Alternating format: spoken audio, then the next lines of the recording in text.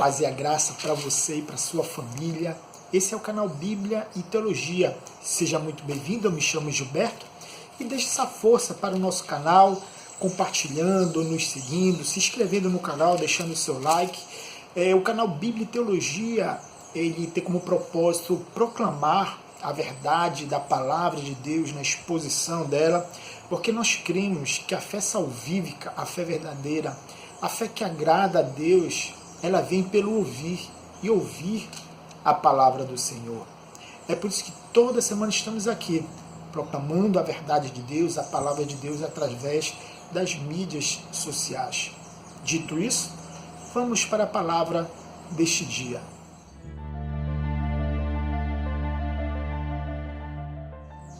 A palavra que eu quero compartilhar com vocês neste dia se encontra na segunda carta de Paulo aos Coríntios, no capítulo 8, versículo 9, que diz assim: porque já sabeis a graça de nosso Senhor Jesus Cristo, que sendo rico, por amor de vós, se fez pobre, para que pela sua pobreza enriquecesses.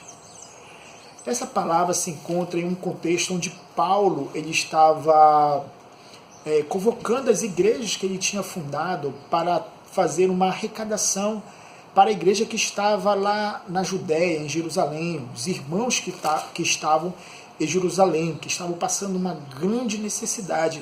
E Paulo estava visitando ou enviando os seus parceiros de ministério para fazer algumas arrecadações para ajudar os irmãos. E no capítulo 8, Paulo, ele falando com a igreja de Corinto, ele dá dois exemplos de generosidade, dois exemplos de atitude de pessoas ou de grupo de pessoas que foram alcançados pela graça de Deus. Eu quero destacar os dois exemplos aqui. O primeiro exemplo se encontra no versículo 1 e versículo 2 do capítulo 8, que diz assim: também, irmãos, vos fazemos conhecer a graça de Deus dada às igrejas da Macedônia. Como em muita prova de tribulação, houve abundância do seu gozo, e com a sua profunda pobreza abundou em riquezas da sua generosidade. O primeiro exemplo que Paulo traz à igreja de Corinto é as igrejas da Macedônia. A gente vê algumas características dessa igreja. Primeiro, as igrejas da Macedônia estavam passando por uma grande prova de tribulação. Essas dificuldades, essas aflições que essas igrejas estavam passando, era devido à fé em Cristo, do seu compromisso com Cristo. A segunda coisa que eu quero chamar a atenção da igreja da Macedônia é a sua profunda pobreza. No grego aqui, profunda pobreza, ela ilustra um pobre que não tem nada e tem esperança de receber algo que não tem. Ou seja, era uma igreja que estava desprovida, de qualquer tipo de bens. Todavia, essa igreja que estava passando uma grande tribulação, que vivia numa profunda pobreza, ela foi generosa. E não somente isso, essa igreja soube que Paulo estava arrecadando de outras igrejas recursos para ajudar os irmãos em Jerusalém. Eles suplicaram para serem participantes dessa graça. Se você vê aqui no versículo 4 do capítulo 8, ele dizendo: pedindo-nos com muitos rogos a graça e a comunhão deste serviço que se fazia para com os santos.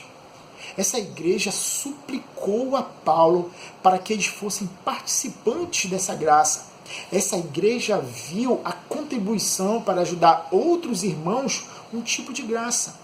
A gente vê que a verdadeira generosidade, ela é fruto da graça de Deus.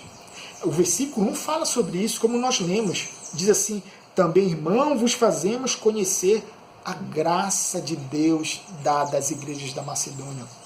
A verdadeira generosidade, não aquela generosidade que as pessoas contribuem para serem vistas, para serem louvadas, não. Aquela generosidade que é fruto da graça de Deus, que tem como objetivo glorificar a Deus. Essa era a característica das igrejas da Macedônia.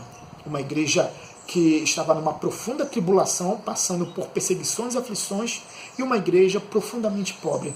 mas nem por isso foi um empecilho deles contribuírem para ajudar os irmãos que estavam necessitados na Judéia. Mas não é somente esse exemplo que Paulo deixa. O outro exemplo que Paulo coloca diante da igreja de Corinto é o maior exemplo de generosidade que o homem pode conhecer. É o exemplo de Cristo.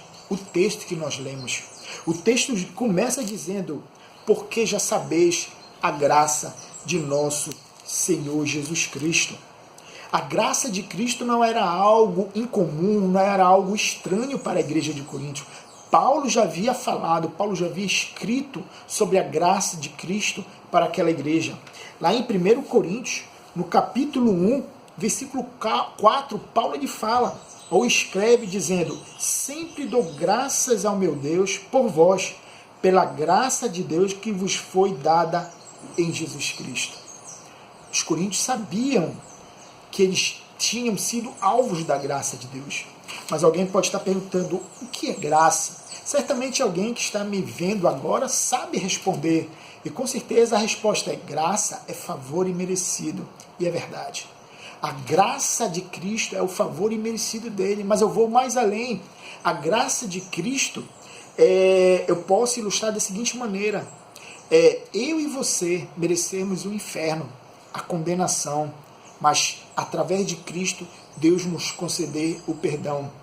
A graça de Cristo é eu e você merecer o inferno e nos conceder o céu.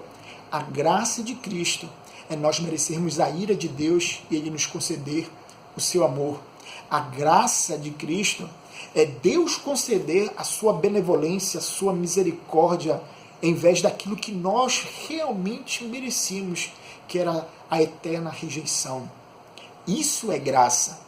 E todos aqueles que foram alvos da graça de Deus foram enriquecidos por Deus através de Cristo. Ele diz: porque já sabeis a graça de nosso Senhor Jesus Cristo, que sendo rico, que riqueza é essa? O que tinha na mente de Paulo quando ele diz que Jesus era rico? Será que Paulo estava falando que Jesus tinha ouro, prata, bens materiais nesse mundo? Não. A riqueza de Cristo aqui fala sobre a sua pré-existência, fala da sua posição antes de se fazer carne, antes da sua encarnação. A riqueza de Cristo fala sobre a sua comunhão eterna com o Pai. A riqueza de Cristo aqui que Paulo relata é a adoração dos anjos, é a posição de sumo legislador, é a posição de criador, porque Cristo é o criador de todas as coisas. Cristo é o agente criador do Deus Pai. É através de Cristo que o mundo foi criado. É através de Cristo que tudo subsiste. Cristo não é somente o criador do mundo, ele é o preservador do mundo, mas também o herdeiro de todas as coisas. A riqueza de Cristo tem a ver na sua eternidade glorificada, exaltada, através de toda a sua criação. E essa atitude de Cristo se fazer pobre, ela teve uma motivação: o seu amor. Se você vê, ele diz assim: porque já sabeis a graça de nosso Senhor Jesus Cristo, que sendo rico, por amor de vós, por amor à sua igreja, por amor aos seus eleitos, por amor daqueles que um dia viriam a crer nele.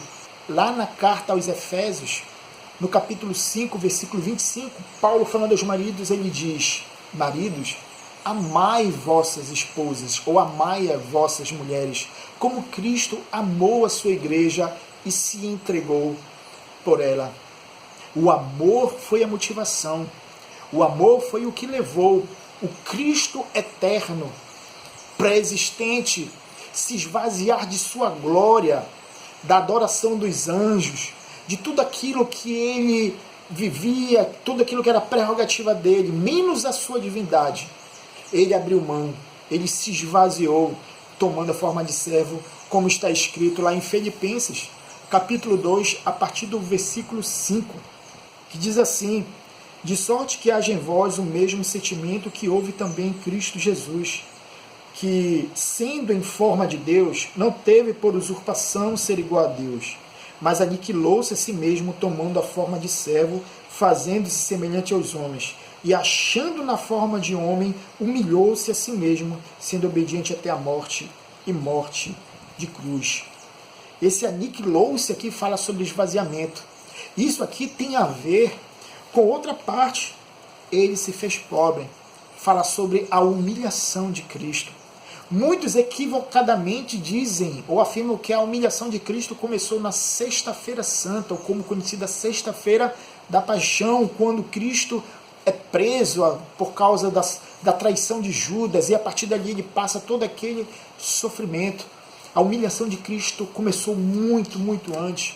A humilhação de Cristo começou no seu nascimento, na sua encarnação. A partir daquele momento, Cristo ele passou por vários tipos de humilhação. Ele foi rejeitado pelos seus, ele foi humilhado, ele foi traído, ele foi blasfemado, ele foi agredido, cuspido, ele foi morto e crucificado como um criminoso.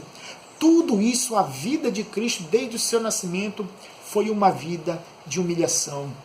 E através dessa atitude de humilhação, através dessa atitude de se fazer pobre, Cristo nos enriquece. Veja, para que por sua pobreza enriquecesses. Paulo lhe traz o maior exemplo de generosidade, Cristo, aquele que era rico, que se fez pobre por amor a nós, que através da sua pobreza nos enriquecêssemos. Mas a gente é rico em quê? Em que Cristo nos enriqueceu? Cristo, alguém pode dizer, Cristo me enriqueceu, ele me deu um carro do ano, Cristo me enriqueceu porque eu tenho um salário exorbitante, tenho uma conta muito gorda no banco. Cristo me enriqueceu porque ele me concedeu ter uma empresa multinacional. Não, não é só essa riqueza. A verdadeira riqueza de Cristo, ela está acima dos bens e dos tesouros desta terra. Mas em que Cristo nos enriqueceu? Cristo nos enriqueceu através da justificação. A Bíblia nos diz que nós éramos pecadores, somos pecadores, que somos merecedores da condenação eterna. Mas por meio de Cristo, Deus, ele justifica aquele que crê. Por meio de Cristo, aquele que era merecedor da condenação eterna é justificado. Mas como se dá isso? Deus imputa os nossos pecados, as nossas falhas, a nossa culpa em Cristo. E Deus também imputa a justiça de Cristo naqueles que irão crer, ou aqueles que creem. Ou seja, nós que éramos merecedores da condenação, nós que éramos merecedores da ira, essa ira agora cai sobre Cristo, porque ele toma o lugar do seu povo, ele toma o lugar daqueles que creem. E por causa disso, todo aquele que crê em Cristo, vive para Cristo e para a glória de Cristo, não é mais culpado aos olhos de Deus. Ele é justificado. O outro exemplo da riqueza de Cristo é que nós temos paz com Deus. Antes de Cristo, nós éramos inimigos de Deus. Estávamos em um estado de inimizade com Deus. Mas depois que fomos salvos por Cristo, essa inimizade foi cortada. Lá em 1 Timóteo está escrito que há um só Deus e um só mediador entre Deus e os homens, Jesus Cristo, homem. A gente vê aqui nesse versículo Paulo ensinando que há duas partes que haviam sido separadas pelo pecado, e há somente um mediador, um intercessor, somente há uma pessoa que pode harmonizar esses dois lados, essas duas esferas separadas pelo pecado, Deus e o homem. Somente Cristo Jesus faz essas duas partes se juntarem novamente. Ele é o agente da reconciliação. Agora, todos aqueles que estão em Cristo, não há mais um estado de inimizade, não há mais condenação, porque através de Cristo fomos reconciliados e hoje temos paz com Deus, como está escrito lá em Romanos, capítulo 5, versículo 1. Sendo, pois, justificados pela fé, temos paz com Deus por nosso Senhor Jesus Cristo. Fomos enriquecidos. Todos nós, antes, pobres espiritualmente, Todos nós, eu digo, todos aqueles que um dia entregaram sua vida a Cristo, todos aqueles que um dia formaram uma aliança com Deus através de Cristo, foram enriquecidos pela sua humilhação, foram enriquecidos pela sua pobreza. O que Paulo está dizendo, tentando ensinar aqui para os coríntios, é que a verdadeira riqueza, ela se reflete na atitude da generosidade. Ele dá o exemplo de Cristo aqui, que sendo rico, se fez pobre para que, através da sua pobreza, enriquecesse os coríntios, todo aquele que crê em Cristo. Se você é alguém que foi alcançado por Cristo, se você realmente vive uma vida não para si mesma, mas para Cristo, ama Cristo, tem Jesus Cristo como seu único e suficiente Salvador, certamente você foi enriquecido. E essa riqueza pelo qual você foi enriquecido não deve ser guardada somente para você. Você deve compartilhar a sua riqueza, tanto os seus bens materiais, mas principalmente o bem espiritual. Você foi chamado não somente para ajudar o seu próximo com os seus bens, você foi chamado também para ser generoso também com os bens espirituais. Como, Gilberto? Compartilhando o Evangelho, falando de Cristo, falando das riquezas insondáveis de Cristo. Você tem feito isso? Você tem sido generoso? Temos o exemplo das igrejas da Macedônia, sendo pobres, estando em uma profunda pobreza, em uma grande tribulação, mesmo assim eles suplicaram para participarem da doação para as igrejas de Jerusalém. Será que temos tido essa mesma atitude? Muitas vezes a gente dá desculpa que a gente não tem, que a gente já está no vermelho, a gente não pode contribuir, a gente não pode ajudar, ou eu estou muito ocupado para compartilhar o Evangelho. A gente tem que refletir sobre isso. E Deus tem falado muito comigo sobre isso, principalmente na pregação do Evangelho. Que o Espírito Santo venha nos revestir de ousadia para abrir os nossos lábios, para proclamar o Evangelho. Não somente isso, mas também contribuir, ajudar, principalmente os da família da fé e o nosso próximo. Que Deus te abençoe, que Deus te guarde e que o Senhor, através do seu Espírito Santo, venha transbordar o espírito de generosidade, de altruísmo, de entrega, como houve tanto nas igrejas da Macedônia, como também, principalmente, como houve na pessoa do seu Filho Jesus Cristo. Amém? Que você tenha um final de semana abençoado. Fique com Deus e não se esqueça, se inscreva, deixe o seu like, compartilhe o canal. Isso é muito importante para que o canal cresça e venha abençoar outras pessoas também. Desde já, muito obrigado por ficar conosco até agora e que Deus te abençoe. Amém.